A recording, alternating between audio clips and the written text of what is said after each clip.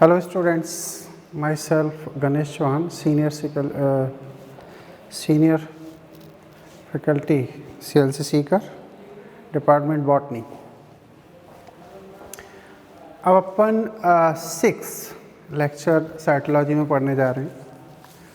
Hindi medium का 6 lecture है। इससे पहले जो लेक्चर है उसमें हमने सेल मेम्ब्रेन की फंक्शनिंग को स्टडी किया था। सेल मेम्ब्रेन किस तरीके से वर्क करती है, वो किस तरीके से विसरण परासरण इन सब चीज़ों में पार्टिसिपेट करती है, अन्य डिफरेंट फंक्शन। अब जो आप स्क्रीन पर देख रहे हैं वो एक्चुअली है एंडो मेम्ब्रेन सिस्टम।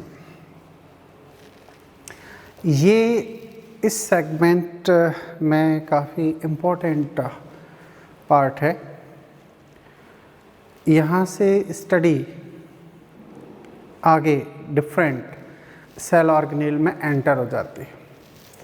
अभी तक जो स्टडी थी वो सेल वॉल थी, सेल मेम्ब्रेन थी, कुछ जनरल इंट्रोडक्शन था साइटोलॉजी का, सेल के स्ट्रक्चर थे। तो एंडो मेम्ब्रेन सिस्टम क्या है, अंतः झिल्ली तंत्र क्या है, ये काफ़ी इम्पोर्टेंट है। एंडो मेम्ब्रेन सिस्टम के लिए एनसीईआरटी ने कहा है कि यूकैरियोटिक कोशिका में विभिन्न झिल्ली से आवृत कोशिकांग होते हैं। अब ये जो झिल्ली से आवृत कोशिकांग होते हैं, ये कुछ विशिष्ट कार्य को संपन्न करने के लिए आपस में समन्वय स्थापित करते हैं, अर्थात आपस में जुड़े रहते हैं और अंतःझिल्ली तंत्र का निर्माण करते हैं। इंग्लिश में अगर इसे सुने तो कहा जा सकता है कि eukaryotic cell contain many membranous cell organelle, out of them some are connected or coordinate to perform a specific function, then they represent or prepare endomembrane system. झिल्ली युक्त कोशिकांग, तो यहाँ पर हमें 3 कोशिकांग नजर आ रहे हैं। ये RER है, एंडोप्लाज्मिक रेटिकुलम, जिसकी डिटेल इसके बाद ही पढ़ी जाएगी, इस सीक्वेंस में ही पढ़ी जाएगी। RER एंडोप्लाज्मिक रेटिकुलम, ये गोल्जी बॉडी और ये लाइसोसोम, इनकी पूरी सीक्वेंस हम लोग समझते हैं। यहाँ से स्टार्ट करते हैं, इसे अपन एक एक करके समझें। यहाँ जो स्ट्रक्चर हम देख रहे हैं ये एक्चुअली न्यूक्लियस है, ये न्यूक्लियर मेम्ब्रेन है, न्यूक्लियर मेम्ब्रेन, ये न्यूक्लियस हो जाएगा, दिस इज न्यूक्लियस। ये जो हिस्सा है न्यूक्लियस है, न्यूक्लियस मेम्ब्रेन है, मेम्ब्रेन से ही जुड़े हुए होते हैं RER। ये जो स्ट्रक्चर हैं ये 70S राइबोसोम है, 70S राइबोसोम, और ये RER से कनेक्ट रहते हैं। RER में ये जो प्रोटीन बनाते हैं उस प्रोटीन को इसके ल्यूमेन भाग में भेज देते हैं। तो ये इसका ल्यूमेन भाग है। ल्यूमेन का मतलब अवकाशिका, यानी कि अंतर झिल्ली अवकाश, ये, और ये इसकी मेम्ब्रेन है, मेम्ब्रेन, और ये कंबाइंडली कहलाएगा RER। हम इसे RER नाम दे सकते हैं। ये पूरा स्ट्रक्चर RER है। RER का मतलब है खुरदुरी अंतःप्रदब्बी जालिका। खुरदुरी अंतःप्रदब्बी जालिका इस वजह से कहते हैं क्योंकि इनके ऊपर 80S राइबोसोम होते हैं, 70 नहीं 80S राइबोसोम प्रेजेंस होते हैं, और ये ल्यूमेन और मेम्ब्रेन दोनों मिलकर एक सिस्टर्नी बनाते हैं और ये सिस्टर्नी सब अरेंज होकर आर का निर्माण करती हैं। ये जो अपन रेड कलर में देख रहे हैं हम इन्हें SAR कह सकते हैं। SAR का मतलब होता है स्मूथ एंडोप्लाज्मिक रेटिकुलम। RER का मतलब होगा खुरदुरी AR। खुरदुरी से मतलब है कि इन पर राइबोसोम है। स्मूथ का मतलब है कि इनके ऊपर राइबोसोम एब्सेंट। इनमें प्रोटीन बनाई जाती है और इनमें लिपिड कंटेंट बनाए जाते हैं। अब यहाँ क्या होता है, ये यहाँ एक बात समझने की है कि आखिर ये तीनों फंक्शन किस लिए आपस में कोऑर्डिनेट कर रहे हैं, किस लिए आपस में समन्वय स्थापित कर रहे हैं। तो वो कहा जा सकता है इस लाइसोसोम के फॉर्मेशन के लिए। ये जो हम देख रहे हैं लाइसोसोम है, ये सिंगल मेम्ब्रेन बाउंडेड स्ट्रक्चर है। ये पाचन की प्रोसेस में पार्टिसिपेट करता है, भाग लेता है और हाइड्रोलाइटिक एंजाइम इसके अंदर मौजूद होते हैं। तो ये फंक्शन हो सकता है, या फिर ये दूसरा फंक्शन हो सकता है एक्सोसाइटोसिस। ये जो हम देख रहे हैं एक्सोसाइटोसिस, ये जो प्रोसेस है ये एक्सोसाइटोसिस है, जहाँ पर डिफरेंट सब्सटेंस को बाहर स्त्रावित किया जा रहा है। तो ER, गोल्जी बॉडी, लाइसोसोम ये कुछ एंजाइम निर्माण के लिए आपस में समन्वय कर सकते हैं। जैसे एक क्वेश्चन बनता है और बहुत ही इंटरेस्टिंग है और इससे सीधे सीधे कनेक्ट करता है। वो क्वेश्चन ये है कि हाइड्रोलाइटिक एंजाइम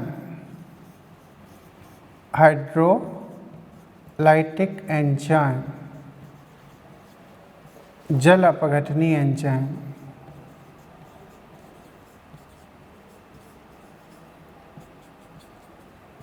जल अपघटनी एंजाइम का निर्माण निम्न में, ये क्वेश्चन मान सकते हैं हम, निम्न में संपन्न होता है। तो कौन है? पहला ऑप्शन इसमें आता है RER, दूसरा ऑप्शन हम रखते हैं SAR, तीसरा ऑप्शन रखा जाता है Golgi complex and fourth option होता है लाइसोसोम।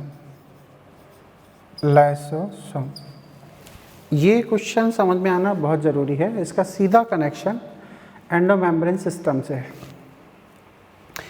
लाइसोसोम के जो हाइड्रोलाइटिक एंजाइम होते हैं, हाइड्रोलाइटिक एंजाइम यहाँ प्रेजेंस होते हैं लाइसोसोम में। जल अपघटनी एंजाइम, नीय एंजाइम, ये इस लाइसोसोम में प्रेजेंस है।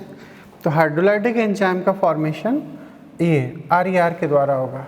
क्यों होगा? क्योंकि एंजाइम क्या होता है? एंजाइम प्रोटीन होते हैं। प्रोटीन को कौन बनाएगा? प्रोटीन को हमेशा राइबोसोम बनाता है। राइबोसोम पर ही प्रोटीन बन सकते हैं। तो एंजाइम कहाँ बन सकते हैं? राइबोसोम पर। राइबोसोम कहाँ है? RER पर स्थित है। यहाँ से ये प्रोटीन पैक की गई है। प्रोटीन को ज़रा समझने की कोशिश करें। हम एक ब्लू कलर से प्रोटीन को रिप्रेजेंट करते हैं। ये प्रोटीन राइबोसोम से इसके ल्यूमेन में आई। ल्यूमेन में आने के बाद ये प्रोटीन इस वेसिकल में पैक की गई। किसके लिए? ट्रांसपोर्ट के लिए। कहाँ? ये गोल्जी बॉडी में पास आउट होगी। तो ये है वेसिकल ऑफ आर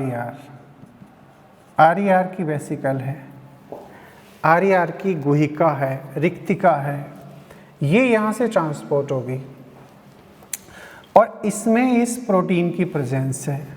ये प्रोटीन इस गोल्जी बॉडी में पहुँचेगी। गोल्जी बॉडी के ल्यूमेन में इसका मॉडिफिकेशन होगा। यहाँ से ये जो प्रोटीन है वो ये वेसिकल जो होगी वो गोल्जी बॉडी की होगी और यही वेसिकल फाइनली कन्वर्ट हो जाएगी इन हाइड्रोलाइटिक एंजाइम में। तो हम यहाँ क्या देख रहे हैं, हाइड्रोलाइटिक एंजाइम जो कि लाइसोसोम में प्रेजेंस हैं, उनका निर्माण किया गया है RER पर। क्यों? क्योंकि RER पर ही राइबोसोम है। राइबोसोम से निकली हुई प्रोटीन इसके ल्यूमेन में आई, ल्यूमेन से ये प्रोटीन इसके वेसिकल में यानी कि गुहिका यानी कि रिक्तिका में इसको पैक किया गया। पैक करने के बाद में ये गोल्जी बॉडी की ओर पहुंचती है और गोल्जी बॉडी का एक स्पेसिफिक अरेंजमेंट होता है, ये ध्रुवीय प्रकृति में अरेंज होता है। तो ज़रा और समझने की कोशिश करें, ये गोल्जी बॉडी है। अब गोल्जी बॉडी का ये जो हिस्सा होता है इसे हम सिस दिशा कहते हैं, सिस दिशा। इसी को हम कहते हैं निर्माण दिशा, निर्माण दिशा। इसी को कहते हैं उत्तल दिशा, उत्तल दिशा। और ये जो ऊपर की इस साइड की जो दिशा होती है झिल्ली की ओर, परिधि की ओर, ये कहलाती है ट्रांस फेज, ट्रांस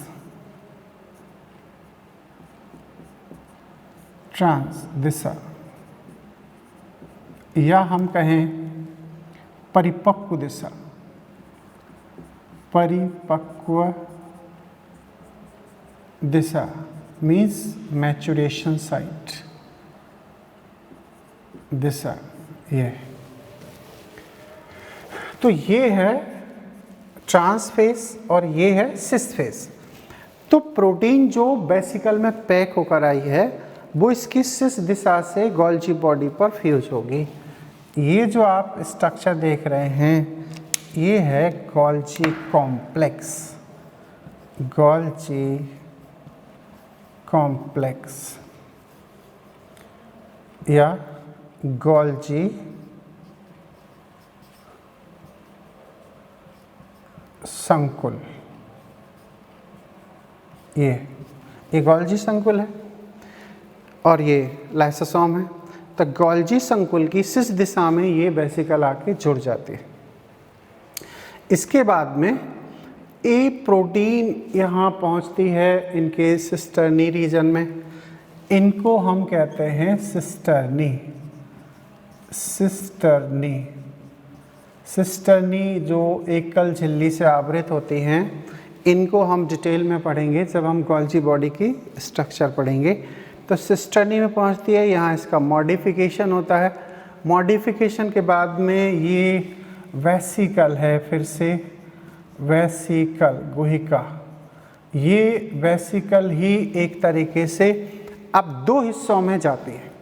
दो हिस्सों से मतलब है या तो ये वेसिकल इस मेम्ब्रेन यानी कि ये सेल का हिस्सा है, ये जो पार्ट है this is cell membrane, cell membrane. एक कोशिका का जो बाहरी हिस्सा होता है जो रक्षात्मक है वो सेल मेम्ब्रेन है। अगर कोई हार्मोन आदि पदार्थ हैं तो उन्हें अब इस मेम्ब्रेन से एक्सोसाइटोसिस से बाहर निकाला जाएगा, स्त्रावण किया जाएगा। तो ये वेसिकल मेम्ब्रेन के पास पहुंचकर सब्सटेंस को बाहर इजेक्ट करेंगी या फिर कोई टारगेट हो सकता है। टारगेट से मतलब है वो फूड पार्टिकल हो सकता है, जैसे अमीबा में फूड पार्टिकल अंदर आता है। तो फूड पार्टिकल में ये लाइसोसोम जाके जुड़ जाएंगे। ये फैगोसोम मान सकते हैं, इसमें फूड भरा हुआ है, तो this is phagosome. Phagosome, phagosome का मतलब है भोज्य पदार्थ यानी कि फूड।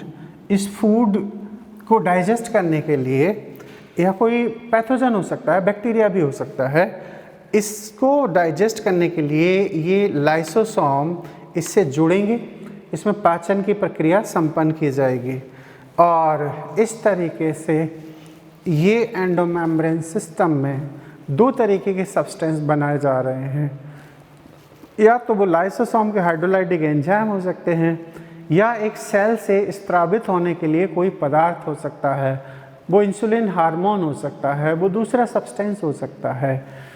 तो या मान के चलो कि ये मेम्ब्रेन है, मेम्ब्रेन के ऊपर सेल वॉल का निर्माण होना है, सेल वॉल में सेलुलोज की ज़रूरत पड़ेगी, दूसरे से हेमीसेलुलोज की ज़रूरत पड़ेगी, तो वो गोल्जी बॉडी से ही बनेंगे, उन सब्सटेंस का फॉर्मेशन होगा। मेम्ब्रेन के लिए ग्लाइकोप्रोटीन, ग्लाइकोलिपिड का निर्माण हो सकता है।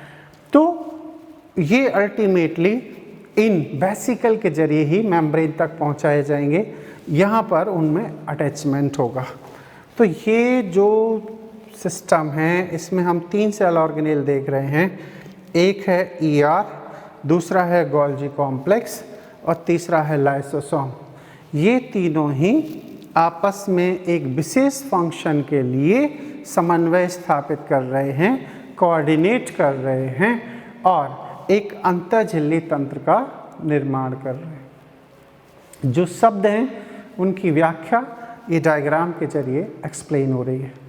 ठीक है, अब यहाँ पर एक खास बात समझने की है। जैसे सपोज ग्लाइकोप्रोटीन एंड ग्लाइकोलिपिड का फॉर्मेशन होता है, एक सब्सटेंस है ग्लाइकोप्रोटीन, दूसरा है ग्लाइकोलिपिड, ग्लाइकोलिपिड। अब अपन सोचें, इसमें लिपिड है, इसमें प्रोटीन है। प्रोटीन का निर्माण कौन कर सकता है? RER। गोल्जी बॉडी में प्रोटीन निर्मित नहीं हो सकता क्योंकि गोल्जी बॉडी में राइबोसोम है ही नहीं। इसके बाद में लिपिड जो कंटेंट है वो ये SCR के जरिए बनाया जाता है। तो गोल्जी बॉडी के फंक्शन में जो बात कही जाती है कि ये ग्लाइकोलिपिड और ग्लाइकोप्रोटीन का फॉर्मेशन करते हैं, तो वास्तव में इसमें ग्लाइको मतलब ग्लूकोज और प्रोटीन, तो प्रोटीन RER बनाएगा और ग्लाइकोलिपिड में जो लिपिड है उसे SCR बनाएगा। SCR भी वेसिकल के जरिए गोल्जी बॉडी तक लिपिड को भेजेगा और ग्लाइकोप्रोटीन के लिए जो प्रोटीन पार्टिकल हैं, सब्सटेंस है, उसे RER के जरिए भेजा जाएगा।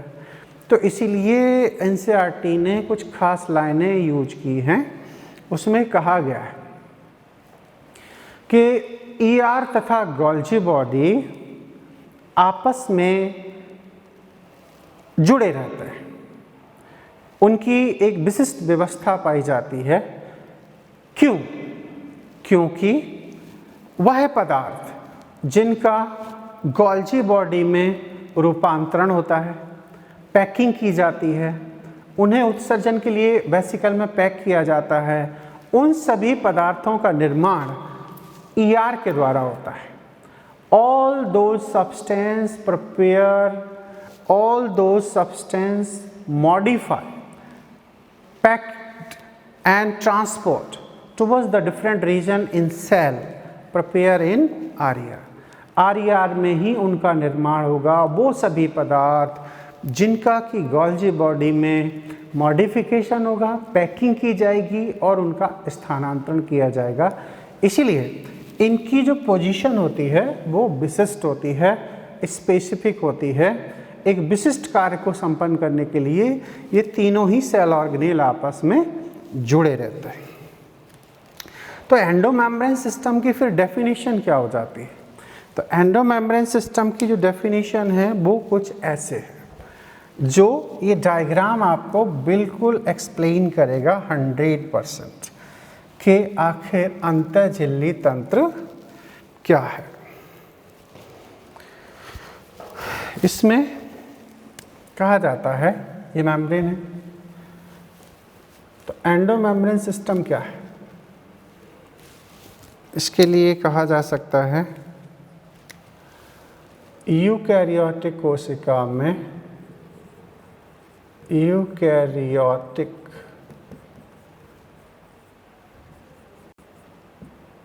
कोशिका में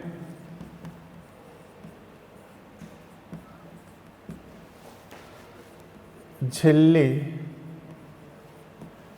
युक्त कोशिकांग होते हैं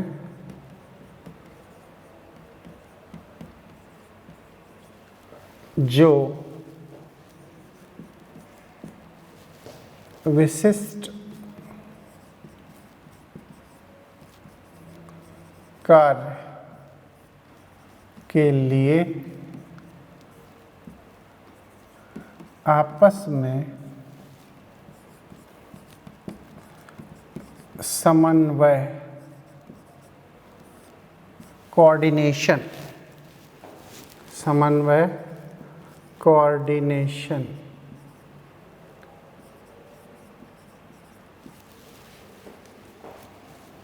स्थापित करते हैं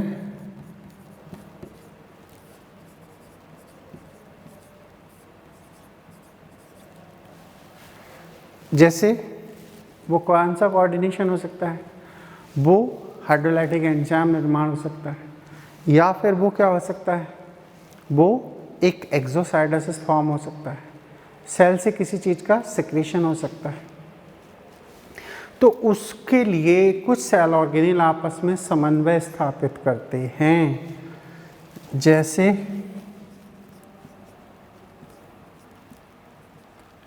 लाइसोसोम के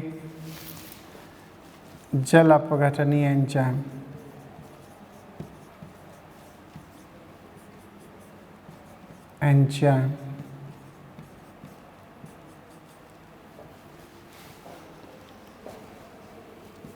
तब सभी कोशिकांग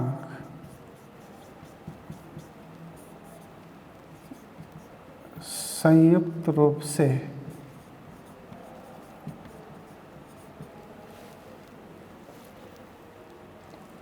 अंतः झिल्ली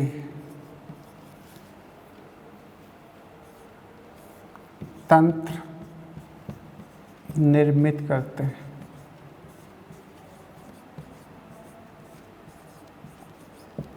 इसमें किस किस को रखोगे, इसमें ER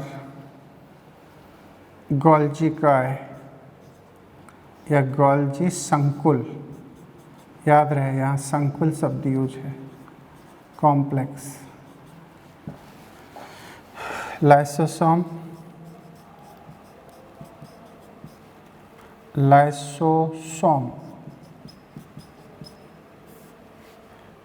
रस रिक्तिका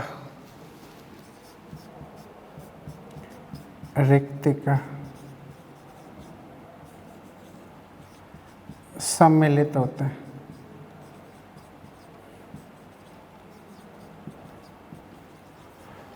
इसमें ध्यान दें, एनसीईआरटी ने क्लियर कट कहा है ER गोल्जी संकुल लाइसोसोम। यही क्यों कहे, वो इसलिए कहे हैं क्योंकि ये आपस में एक विशिष्ट फंक्शन के लिए कोऑर्डिनेट कर रहे हैं, आपस में समन्वय स्थापित कर रहे हैं, और इसीलिए एनसीईआरटी ने बिल्कुल एक सीक्वेंस लिखा है, ER Golgi complex, lysosome and रस रिक्तिका, यानी कि वैक्यूल, ये एंडोमेम्ब्रेन सिस्टम में इंक्लूड होते हैं। लेकिन अगली बड़ी खास बात है, लेकिन लवक मतलब प्लास्टिड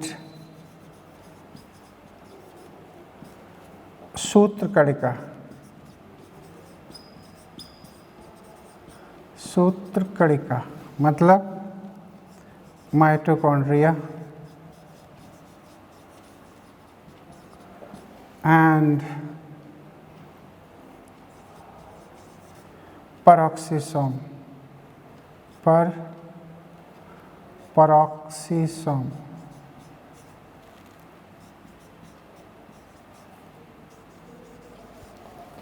को इसमें सम्मिलित नहीं किया जाता है, सम्मिलित नहीं किया जाता है।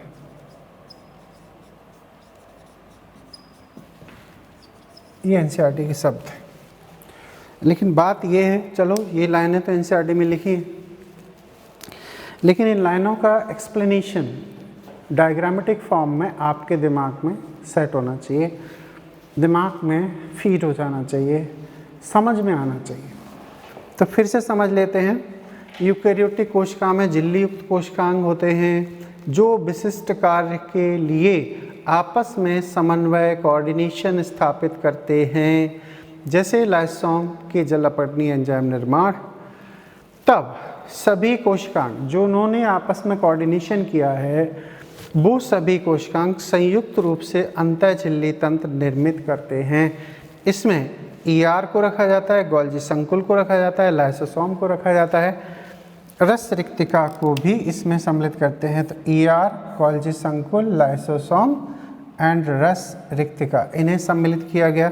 लेकिन इसमें प्लास्टिड, माइटोकॉन्ड्रिया, पेरोक्सिसोम, इन्हें सम्मिलित नहीं किया गया है। नॉर्मली इन्हें सम्मिलित न करने की वजह ये है कि क्लोरोप्लास्ट माइटोकॉन्ड्रिया के आपस में फंक्शन कोऑर्डिनेट नहीं करते हैं, वो किसी विशिष्ट कार्य के लिए क्लोरोप्लास्ट माइटोकॉन्ड्रिया आपस में नहीं जुड़ते हैं, इसलिए इनमें अंतःझिल्ली तंत्र प्रदर्शित नहीं होता है। पेरोक्सिसोम का भी डायरेक्टली कोई कनेक्शन इनसे नहीं होता है। एक अपवाद है, एक्सेप्शनल प्रोसेस है फोटोरेस्पिरेशन। फोटोरेस्पिरेशन में ज़रूर प्लास्टिड, माइटोकॉन्ड्रिया, पेरोक्सिसोम, ये तीनों ही आपस में जुड़ते हैं और प्रकाश श्वसन की प्रक्रिया को संपन्न करते हैं। लेकिन डायरेक्टली देखा जाए नॉर्मल केस में तो इनकी फंक्शन आपस में समन्वय स्थापित नहीं करती है, इसीलिए प्लास्टिड, माइटोकॉन्ड्रिया, पेरोक्सिसोम, इनको इस तंत्र में सम्मिलित नहीं किया जाता है। तो ये था एंडोमेम्ब्रेन सिस्टम। यहाँ पर एक और ख़ास बात है, एक स्टडी आती है जीआरएल तंत्र, एक क्वेश्चन कह सकते हैं, एक क्वेश्चन बनाते हैं अपन, जीईआरएल तंत्र, जीईआरएल तंत्र, जीईआरएल सिस्टम तंत्र संबंधित है।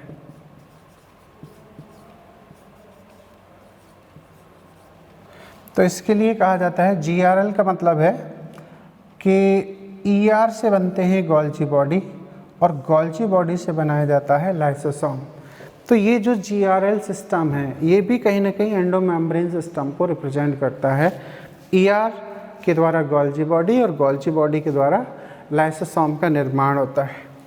तो यहाँ पर हम देख सकते हैं, ऐसा अगर कभी क्वेश्चन आए तो इसका आंसर माना जाता है, आंसर होता है फॉर्मेशन ऑफ लाइसोसोम, मतलब लाइसोसोम निर्माण, लाइसोसोम निर्माण। लाइसोसोम निर्माण की जो प्रक्रिया है वो कहीं ना कहीं जीआरएल सिस्टम के द्वारा प्रदर्शित होती है। मेरा ऐसा मानना है कि ये भी एक एंडोमेम्ब्रेन सिस्टम से रिलेट क्वेश्चन है जो यहाँ पर बनता है।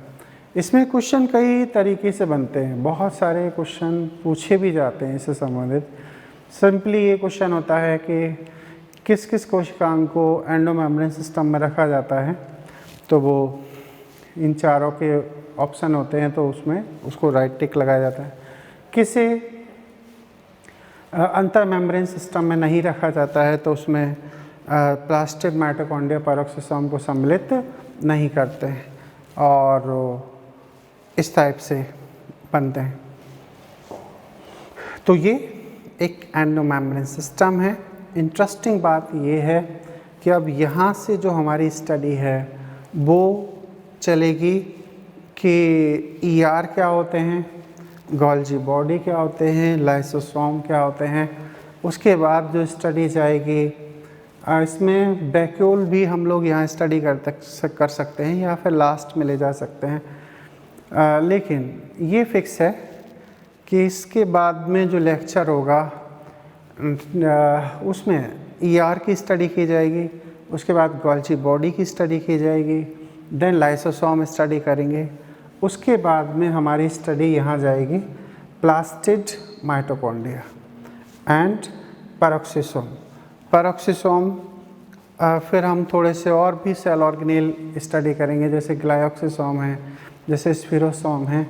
इन सब चीज़ों की भी स्टडी हम लोग करेंगे। ओके, तो एंडोमेम्ब्रेन सिस्टम है ना।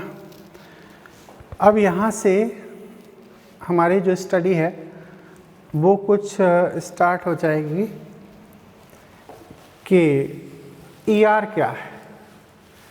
ईआर के लिए स्टडी स्टार्ट करते हैं। अब जितनी भी आगे लेक्चर्स होंगे एक दो, उसमें हमारी एंडोमेम्ब्रेन सिस्टम पर ही डिटेल स्टडी चलती जाएगी।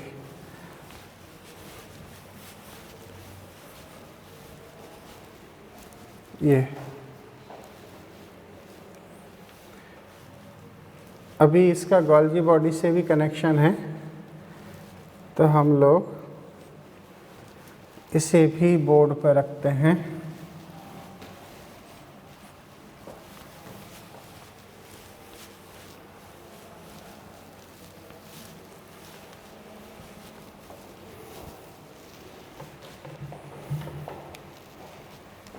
अगली हेडिंग है हमारे लिए एंडोप्लाज्मिक रेटिकुलम।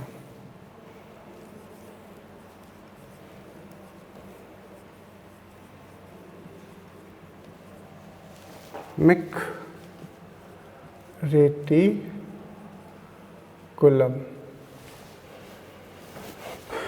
ये अब यहाँ से सेल ऑर्गेनेल की स्टडी स्टार्ट हो रही है।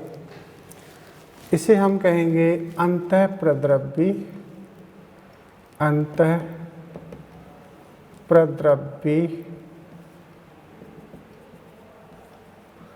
जालिका। ये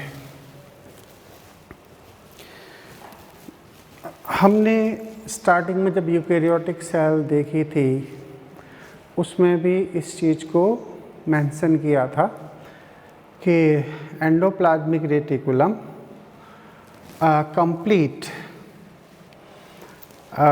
न्यूक्लियर मेम्ब्रेन से लेकर सेल मेम्ब्रेन तक आपस में कनेक्ट रहती है और उससे ये पूरे के पूरे साइटोप्लाज्म को दो हिस्सों में बांट देती है। वो हिस्से हैं ल्यूमेन के अंदर और ल्यूमेन के बाहर। तो अब आता है कि ये है क्या। तो बात ये है कि यह एक झिल्ली से आवृत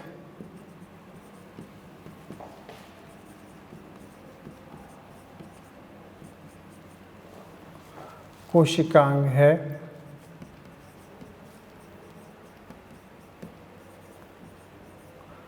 जिसे सबसे पहले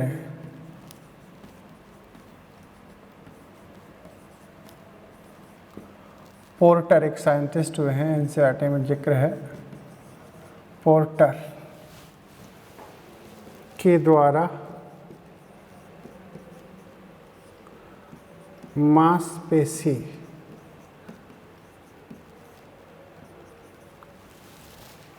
में खोजा गया था।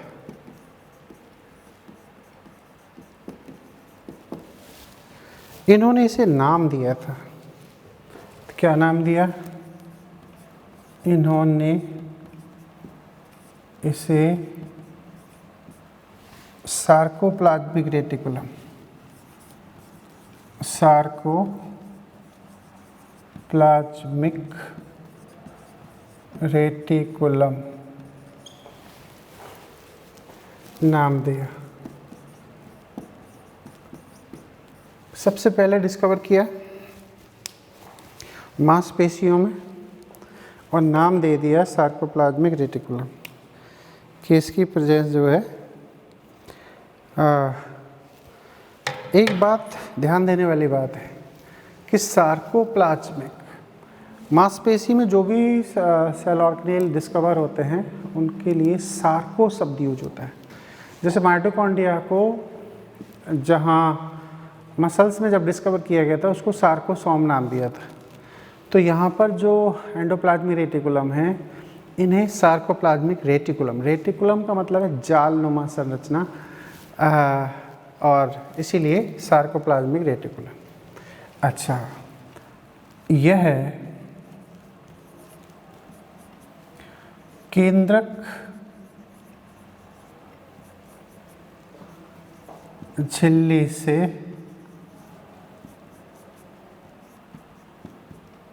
लेकर कोशिका झिल्ली तक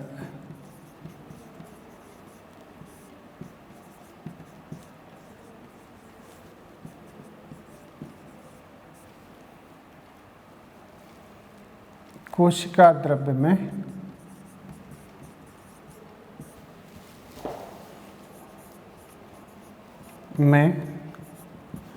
व्यवस्थित होती है।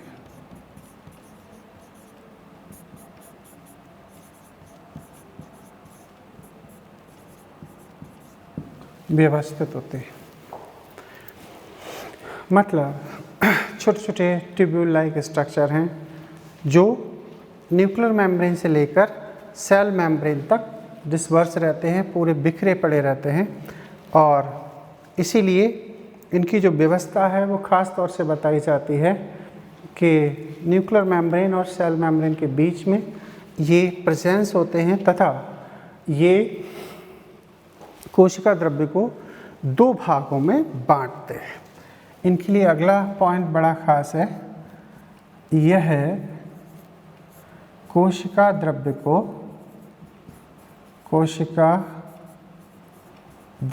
को दो भागों में बांटते हैं,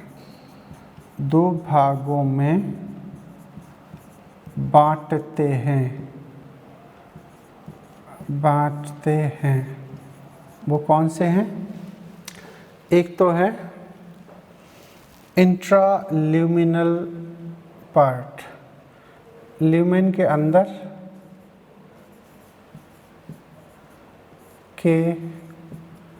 अंदर,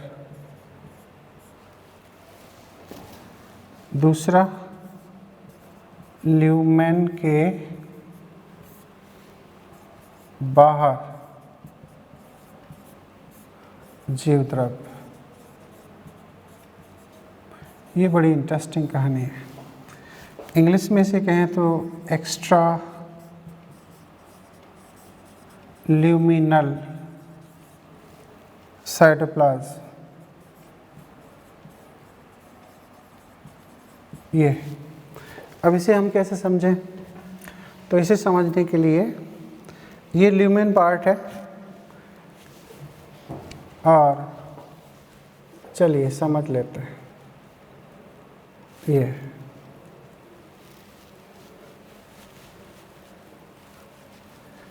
इसको ध्यान दें, ये साइटोप्लाज्म, ठीक है। तो ये जो पार्ट है ये ल्यूमेन के अंदर है, तो ये हो गया इंट्रा ल्यूमिनल साइटोप्लाज्म या मैट्रिक्स भी कह सकते हैं।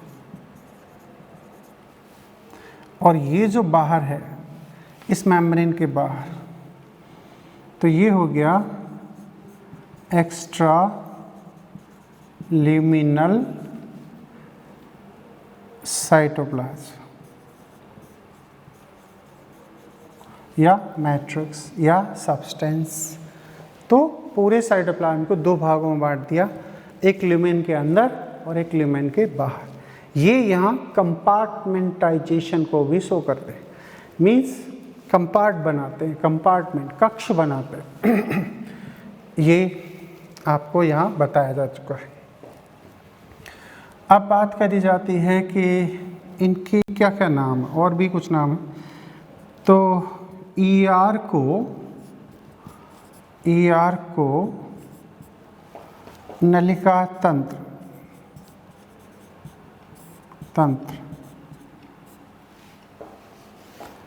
भी कहा जाता है। क्यों कहा जाता है? क्योंकि ये पूरे के पूरे कोशिका द्रव्य में फैले रहते हैं और वहाँ पर सब्सटेंस को एक जगह से दूसरी जगह पर स्थानांतरण करने में सहायक होते हैं, इसलिए हम इन्हें नलिका तंत्र के नाम से भी जानते हैं। अब यह है कि इनकी उपस्थिति कहाँ होगी। उपस्थिति आखिर ये ER किस किस कोशिका में होंगे और किस में नहीं होंगे। यह अधिकांश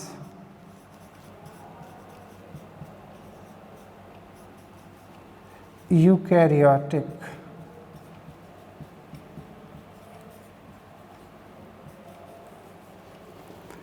कोशिका में होते हैं।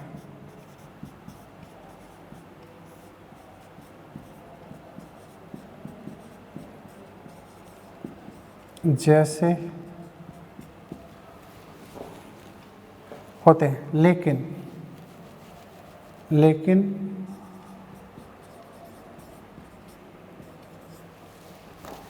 परिपक्व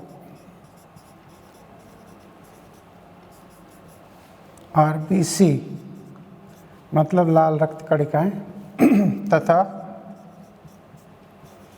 फ्लोएम की चालनी नलिका में अनुपस्थित। फ्लोएम की चालनी नलिका में अनुपस्थित होंगे। इसके बाद में प्रोकैरियोटिक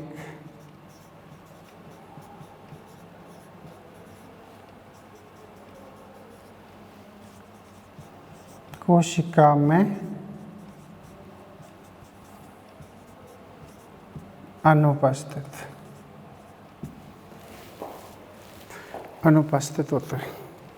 तो ये इनकी उपस्थिति की बात हो जाती है ना। ओके, अब इनके स्ट्रक्चर में चलते हैं। आखिर ये कहाँ किस तरीके से अरेंज होता है। तो NCERT ने डायग्राम जो बनाया था RER SER, ये उसके स्ट्रक्चर थे जो अभी अपन ने देखे हैं। स्ट्रक्चर के नाम पर जस्ट ये एक बार फिर से एक्सप्लेन कर देता हूँ।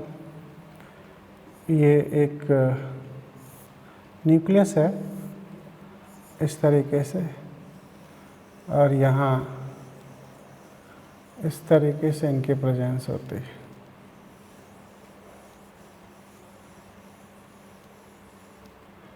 ऐसे हो सकता है कि ये सेल मेम्ब्रेन है, सेल मेम्ब्रेन से ये कनेक्टेड होंगे।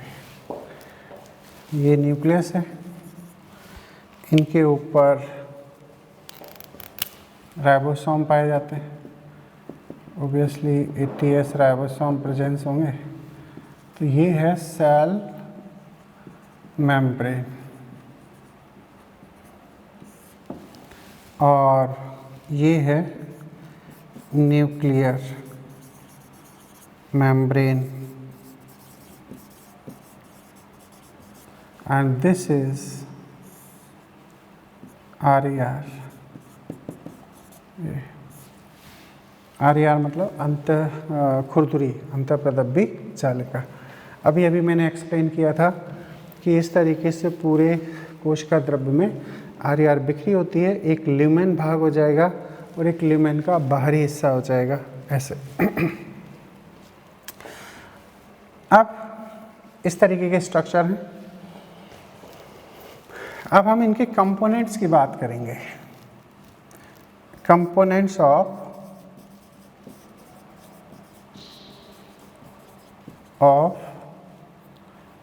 ER। ER के कंपोनेंट्स क्या हैं?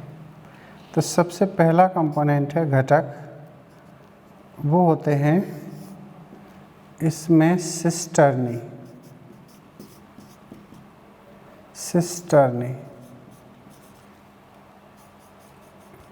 ये सिस्टर्नी है। सिस्टर्नी के लिए कहा जाता है कि कुछ इलोंगेटेड ट्यूब लाइक स्ट्रक्चर होते हैं, ये सिस्टर्नी कहलाते हैं।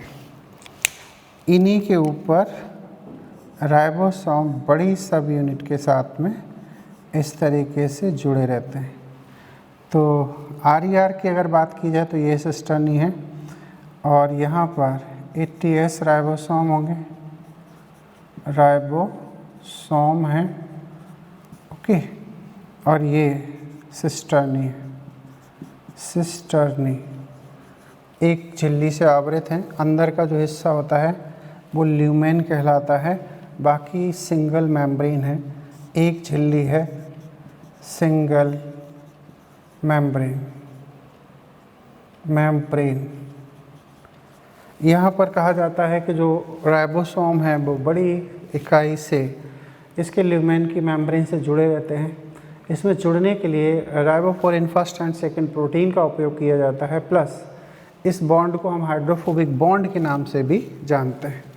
इसके बाद में जो इसका दूसरा कंपोनेंट होता है वो है टिब्यूल्स। ये टिब्यूल क्या करते हैं? ये टिब्यूल्स कुछ इस तरीके से ब्रांच्ड स्ट्रक्चर होते हैं, इनमें सब्सटेंस की फिलिंग की जाती है। तो ये टिब्यूल्स हैं, इनमें भी अंदर का हिस्सा ल्यूमेन कहलाएगा, ल्यूमेन, और बाहर ये मेम्ब्रेन है, मेम्ब्रेन। तो ये टिब्यूल हैं, सिस्टर्नी है, मेम्ब्रेन है। शाखित संरचनाएं हैं, शाखित नलिका नुमा संरचना, नलिका नुमा संरचना। इनका फंक्शन पूछा जाए तो इनके फंक्शन के लिए कहा जाता है यह पदार्थों का संग्रह करते हैं। इसके बाद में जो थर्ड कंपोनेंट है वो है वेसिकल, गुहिका। ये गोल अंडाकार ऐसी संरचनाएं हैं। इनमें जैसे कि अपन ने एंडोमेम्ब्रेन सिस्टम में देखा था कि RER के अंदर जितना भी सब्सटेंस बनता है वो इन वेसिकल के जरिए ही गोल्जी बॉडी तक पहुंचाया जाता है। तो इस तरीके से इनका काम होता है ट्रांसपोर्टेशन ऑफ डिफरेंट सब्सटेंसेस। तो ये कौन है? गोल अंडाकार। काम क्या होगा? हैं इनके द्वारा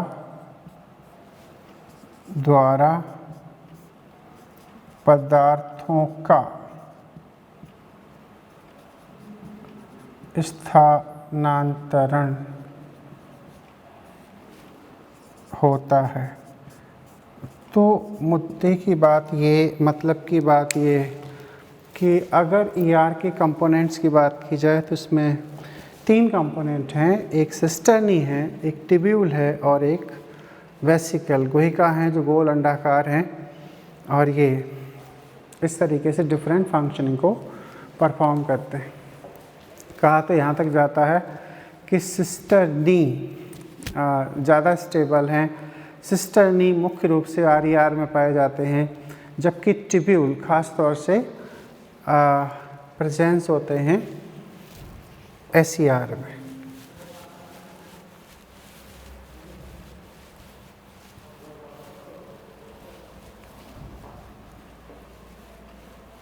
इसके बाद में अभी हम लोग इनकी डिफरेंस पढ़ना चाहेंगे, डिफरेंस ऑफ ER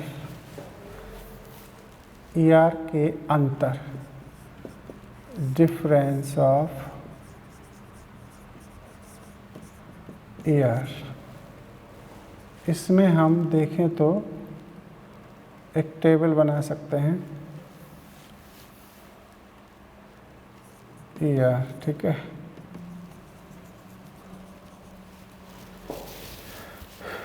मतलब ये कि एक साइड तो होगी RAR,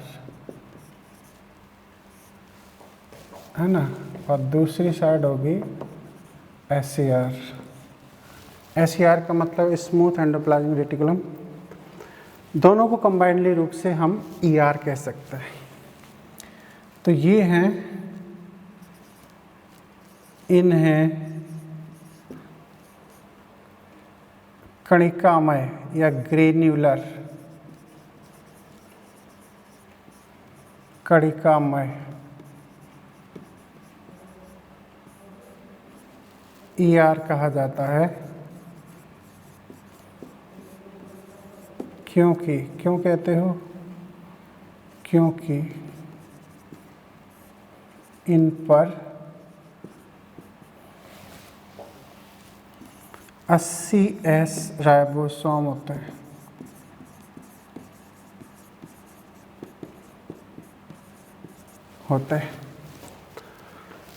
इन्हें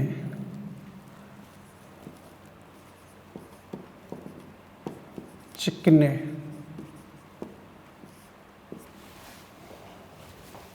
ग्रेनुलर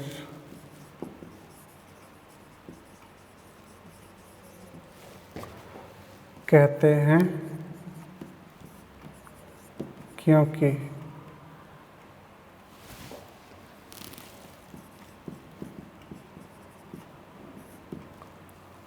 राइबोसोम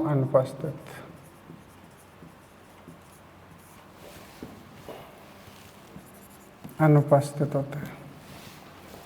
अच्छा, इनका मुख्य कार्य क्या होता है? इनमें राइबोसोम की सहायता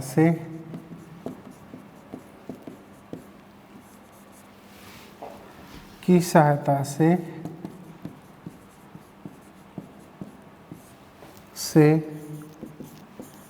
प्रोटीन बनाई जाती है, प्रोटीन निर्माण। लेकिन इन पर है नहीं राइबोसोम, तो ये क्या करते हैं? यह वसीय पदार्थों को निर्मित करते हैं।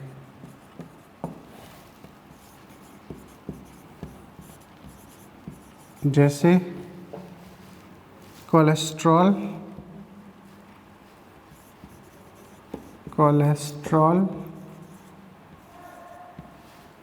फॉस्फोलिपिड,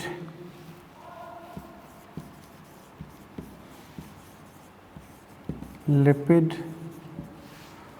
ये सब चीज़ें इनके द्वारा बनाई जाती हैं। लिपिड भी बनती है, फॉस्फोलिपिड बनती है, ये सब बनते हैं। इनका जो मुख्य घटक है, या कह सकते हैं यह अधिक स्थायी होते हैं, अधिक स्थायी होते हैं और ये कम स्थायी होता है, कम स्थायी। उपस्थिति कहाँ होगी? यह प्रोटीन निर्माण में जो संलग्न कोशिकाएं हैं उनमें सबसे ज़्यादा होंगे। यह मांसपेशी,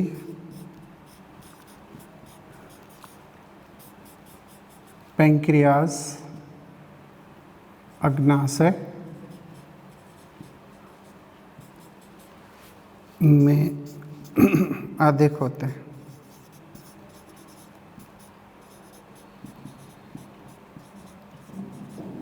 इन्हें कहाँ देखा जाएगा? यह है वसा निर्माण कोशिकाओं, जैसे एडिपोसाइट,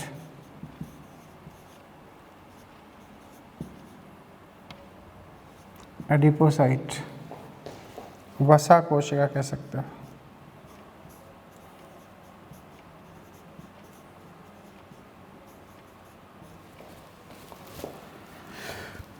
में होते हैं।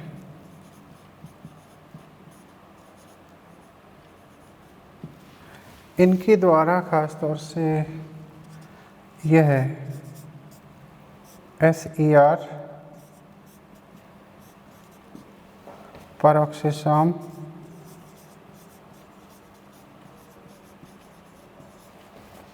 निर्मित करते हैं।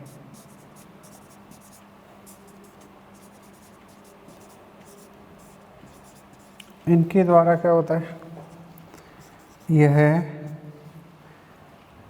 स्फीरोसोम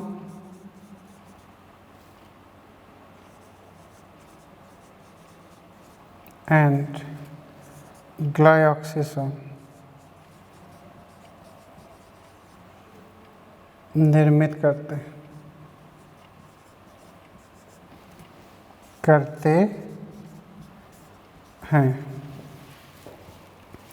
तो ये कहीं ना कहीं डिफरेंसेस हैं जो काफ़ी ख़ास हैं, काफ़ी इम्पोर्टेंट हैं। ये कुछ ख़ास डिफरेंसेस हम देख पा रहे हैं। इन्हें किस तरीके से ग्रेड लोग, और भी हैं जो आगे स्टडी किए जाएंगे डिफरेंट सेगमेंट में।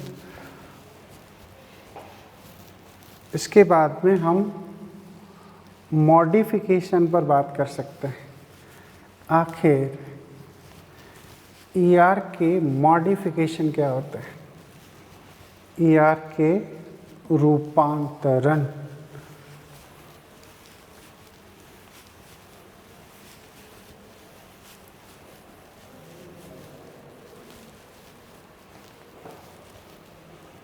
Modification of ER।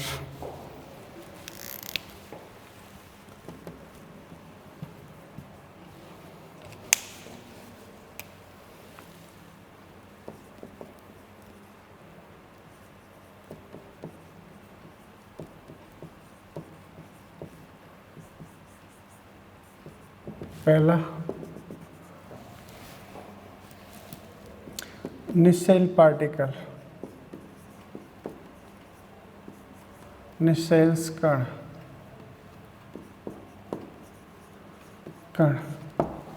ये निसेल्स कण कहाँ पाए जाते हैं? निसेल्स कण के लिए कहा जाता है कि जो न्यूरॉन होता है, नर्व सेल, यहाँ इनमें डेंड्राइट्स हैं, डेंड्रॉन हैं, कुछ ऐसे। यहाँ एक न्यूक्लियस है और यहाँ पर इसमें छोटे छोटे ऐसे फ्रैगमेंट होते हैं जिन्हें हम निसेल्स कण कहते हैं। कण कहा जाता है। और ये कौन है? नर्व सेल, न्यूरॉन, तंत्रिका कोशिका। इसका ये जो भाग होता है ये साइटोन भाग है, साइटोन भाग। इस साइटोन में निसेल पार्टिकल पाए जाते हैं। तो निसेल कोई और नहीं, ये RER के फ्रेगमेंट्स हैं। काफ़ी इम्पोर्टेंट है जूलॉजी वाले हिस्से में। नर्व सेल के अंदर इन पार्टिकल्स को NCERT ने एक्सप्लेन किया है। तो कहा जाता है कि यह RER के टुकड़े हैं जो साइटोन भाग में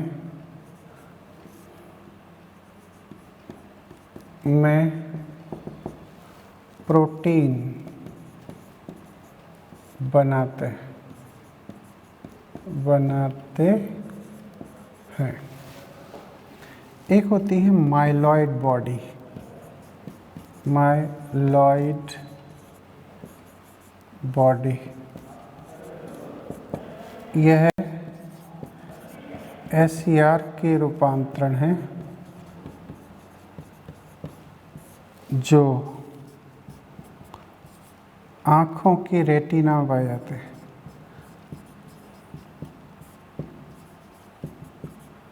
रेटिना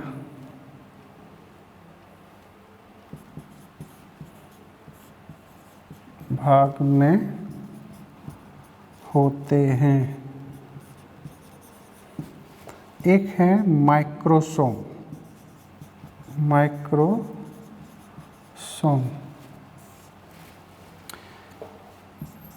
यह कोशिका द्रव्य में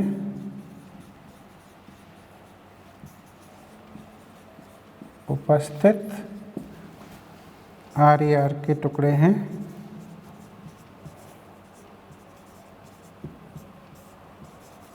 जो प्रोटीन बनाते हैं। तो ये कुछ खास मॉडिफिकेशन है। प्लाज्मोडेस्माटा में हेल्प करते हैं डेस्मोटिब्यूल के फॉर्म में, जो कि SER के मॉडिफिकेशन है।